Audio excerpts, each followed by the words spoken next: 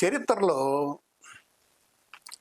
మల్లలు, మల్ల యోధుడు, మల్లాసు చాలా చారిత్రక నేపథ్యం ఉంది.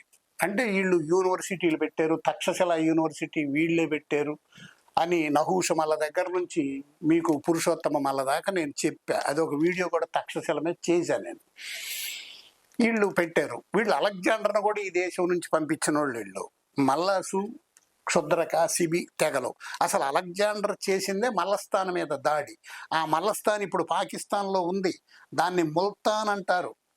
అలెగ్జాండర్ బర్నెస్ అనే అతను ఒక బుక్ రాశాడు. ఆ బుక్లో 114వ పేజీలో ఉందని నేను 100 సార్లు 100 వీడియోల్లో చెప్పా. బుక్ పేర్లు అన్నీ చెప్పా, పేజీ టు పేజీ చెప్పా, మీరు చూసుకోవచ్చు. అది అంత నేపథ్యం కలిగిన వాళ్ళు వీళ్ళు. ఆ రోజుల్లో వీళ్ళ ఖడ్గాలకు పేర్లుండే, ఆ రోజుల్లో వీళ్ళెక్కిన గుర్రాలకు పేర్లుండే. అవన్నీ గ్రంథస్థం చేయరు, నేనే గ్రంథస్థం చేస్తూ వస్తున్నా. ఎందుకంటే మీకు రాణా ప్రతాప్ సింగ్ ఏ గుర్రం పేరేమిటి ఇవన్నీ రాస్తారు, కానీ మనోళ్ళు వాడిన గుర్రాల పేర్లు ఏంటి? రాణా ప్రతాప్ సింగ్ వీళ్ళు వాడుంటారు గుర్రాన్ని, చేతక్కని వాడుంటారు. ఇంకొక ఛత్రపతి శివాజీ ఒక గుర్రాన్ని వాడుంటాడు.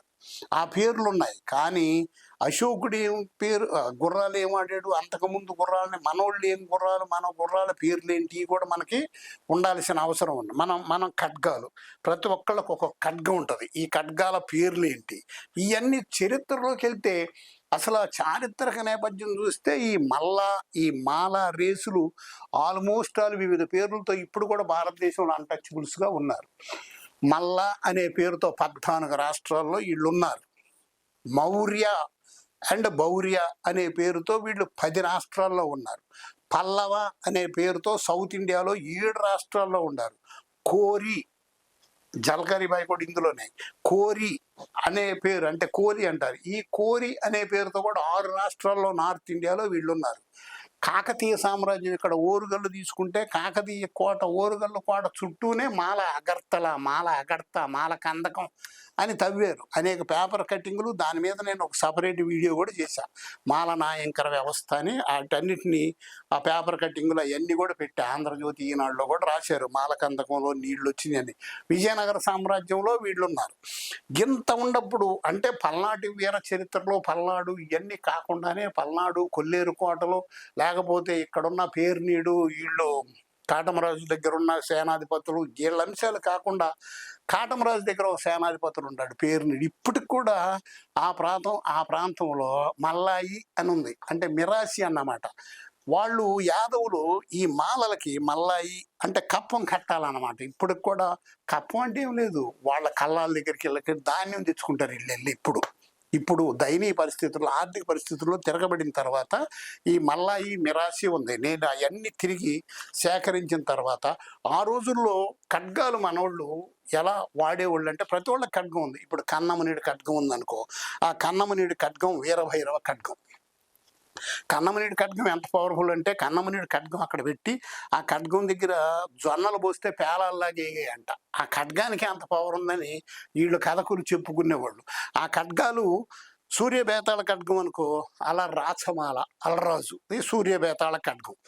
ఇప్పుడు పట్టాకత్తులు ఉన్నాయి అనుకో, పట్టాకత్తులు పేర్నీడు, పట్టాకత్తి పేరునేడు, మాలకన్య గర్భ సంచాతుడు, పట్టాకత్తి వీరుడు, ఒక్క ఉదుటున మద్ది మాను కోల్చగలిగిన ధీరుడు అని చరిత్రకారులు రాసుకున్నారు. పట్టకత్తి. అక్కడ మనోళ్ళు కొంగవాలు కత్తులు వాడారు, పచ్చల బిడిబాకులు వాడారు, అడ్డ కత్తులు వాడారు, మెరుపు కత్తులు, కనకపిడి కత్తులు, పొగడ పచ్చల కత్తులు, వన్నెకల చిన్ని సురియలు, చేకత్తి మొనలు, కటార్లు, ఈటెలు, బల్యాలు, సురకత్తులు, బిరుసు చక్రములు, బాకు జంబాళములు, హంసల పంజులు, వాడుగల గొరుగులు, గండ్రగొట్టలు, గచ్చు గరిటెలు, ఇవన్నీ మనోళ్ళ చరిత్రలో గ్రంథస్థం చేయబడి శిలాశాసనాల్లో గ్రంథస్థం చేయబడ్డాయి. వీళ్ళు వాడిన కత్తులన్నీ నేను రాశా ఇట్లన్నిటి. అంటే ఎంత యుద్ధ ఊరిలో వీళ్ళ గురించి ఏముందంటే చరిత్రలో ఈ మల్లలు మాల మాస్టర్ల గురించి ఏముందంటే మెయిన్గా 12 జానల పట్ట కత్తె ఓరుగల్లు కోటలో మాల మాస్టీనుడు సింగం బేతాళుడు ఉన్నాడు, సేనాపతి.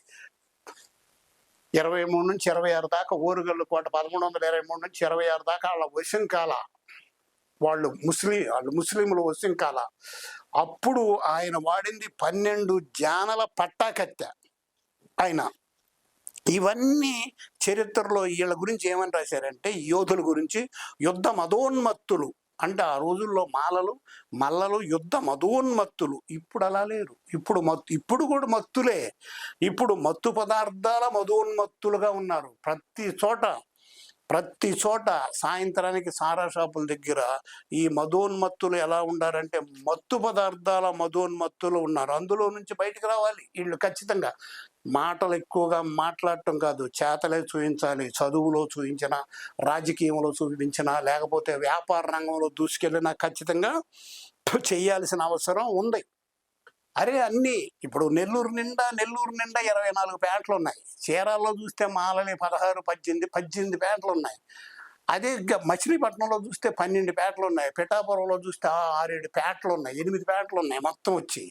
ఈ రథాల పేటలో కత్తులు గూడాలు ఇవన్నీ. ఒక్క చోటైనా రోడ్ల మీదకి వెళ్తే మన తోపుడు బళ్ళు ఉండవు, మన కూరగాయల బళ్ళు ఉండవు, మన ఫ్రూట్స్ బళ్ళు ఉండవు, మన కిరాణా కొట్లు ఉండవు, మన టీ కొట్లు ఉండవు, మన చికెన్ కొట్లు కూడా ఉండవు. మనం ఆదివారాలు బయటికి వెళ్ళి వస్తా చికెన్ కొట్లో ఎవరికో డబ్బులు ఇచ్చి, మటన్ కొట్లో ఎవరికో డబ్బులు ఇచ్చి, కిరాణాలో ఎవరికో డబ్బులు ఇచ్చి మనం రావాల్సి వస్తుంది. మనకి రెవెన్యూ బాగానే ఉంది, సంపద బాగుంది. సంపద అంతా ఖర్చు అయిపోతుంది. సంపద ఎప్పుడైనా 100 రూపాయలు రెవెన్యూ ఉంటే అందులో 110 రూపాయలు ఖర్చు అయిపోకూడదు. 100 రూపాయల్లో 25 రూపాయలు ఖర్చు అయ్యి మిగిలింది దాస్తే 50 రూపాయలు ఖర్చు అయ్యి మిగిలిన 50 ఉంటేనే అది ఆస్తిగా మీరు తరతరాలకు పనికొచ్చింది. అప్పుడే మనం రాజకీయాలు చేయగలం, అప్పుడే మనం ఇంకేమైనా చేయగలం. అంటే రాజకీయాలు చేయగలం, చదువు చేయగలం, ఇంకేదైనా సరే మనం చేయాలన్నా, వ్యాపారంలో ముందుకెళ్ళాలన్నా అప్పుడే మనం చేయగలం. ఇప్పుడు ఏం జరుగుతుంది? ఫాల్స్ ప్రిస్టేజ్ ఉంది, మనకి డిస్ప్లే భావన ఉంది, అంతా ప్రదర్శన భావన. మన బండిలో పెట్రోల్ ఉండదు కానీ బండి ఉండాలి మనకి కారులో పెట్రోల్ కొట్టించుకోవడానికి ఉండదు, కారు ఉండాలి. కారు ఉన్నప్పుడు ఇంటి ముందు ఒక మేకేసి ఒక తాడేసి కట్టేస్తాం. దానివల్ల ఉపయోగం ఉంది. డైలీ రొటీన్లో మనకి రెవెన్యూ ఉండాలంటే ఖచ్చితంగా నువ్వు ఏదన్నా వ్యాపారం ఉంటేనే నీకు డైలీ రెవెన్యూ ఉంటుంది. ఎవరో ఇచ్చిన హోంవర్క్ అంతా మనం చేయటం కాదు, ఎవడెవడో హోంవర్క్ ఇస్తాడు, వాటన్నింటిని మనం చేస్తా ఇంట్లో కూర్చోకూడదు. రోజు ఓ హోంవర్క్, అక్కడ చంపేరు ఇక్కడ నరికేడు, ఇవన్నీ కాదు. మనమే హోంవర్క్లు ఇచ్చే దశకి రావాల్సిన అవసరం ఉంది. సంపాదించింది రెవెన్యూ, దాచిపెట్టిందే ఆస్తి అయింది.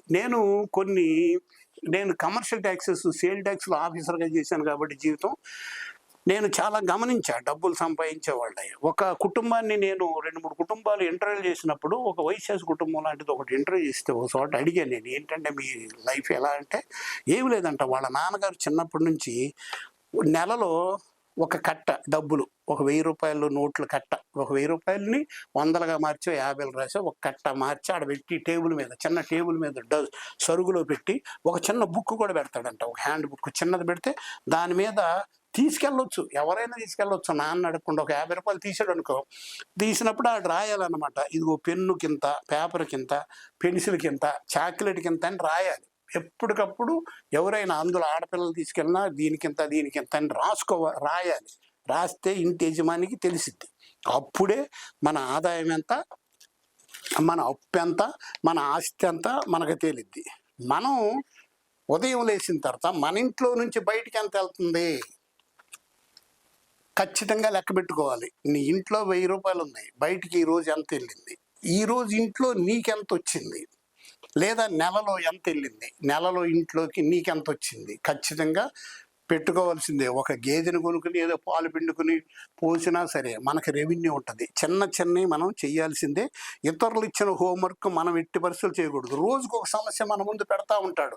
ఆ సమస్య కోసం మనం మీటింగులు పెట్టుకుని, ఆ సమస్య కోసం మనం చర్చించుకుని, ఆ సమస్య కోసం మనం మళ్ళీ ఆ మీటింగ్కి డబ్బులు వదిలించుకుని ఇదే సరిపోతా ఉంది.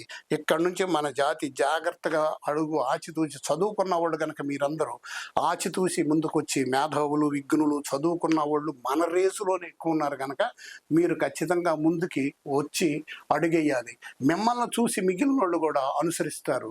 ఇక్కడి నుంచి మనం యుద్ధమధోన్మత్తులు, యుద్ధం చెయ్యమని కాదు, యుద్ధం అంటే చదువు కూడా యుద్ధమే, జ్ఞాన యుద్ధం చేయండి, జ్ఞానం మీద యుద్ధం చేయండి, పొలిటికల్ వార్ చేయండి. ఇప్పుడు డెమోక్రసీ గనక, ప్రజాస్వామ్యం గనక, అంటే రాచరిక పాలన కాదు గనక ఇప్పుడు ప్రజాస్వామ్యబద్ధంగానే వారు చేయాల్సిన అవసరం ఉందని మనవి చేస్తున్నాను. జై భీమ్, జై భారత్.